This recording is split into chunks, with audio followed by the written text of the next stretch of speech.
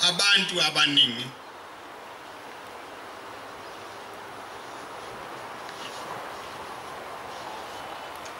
abafinyeleli uNkulunkulu ngenxa yokwejwayela nakho kwejwayela kuyisono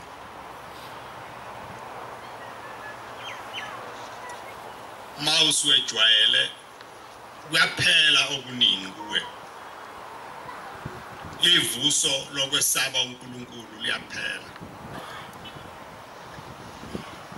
nibokuthandazela nako lokho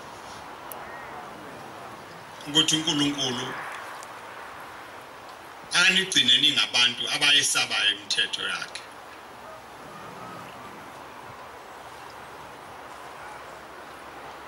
ngokwakhe umuntu ngeke kwenzeke kodwa ngamandla kaNkulunkulu kuyenzeka abantu abakhulekayo imini nobusuku bakhulekele ukuthi uNkulunkulu abaphe amandla okwehlukana nesono bayakwazi lokho ukuthi uyehlukana nento kuphambanisa noNkulunkulu ngamandla kaNkulunkulu hayi awa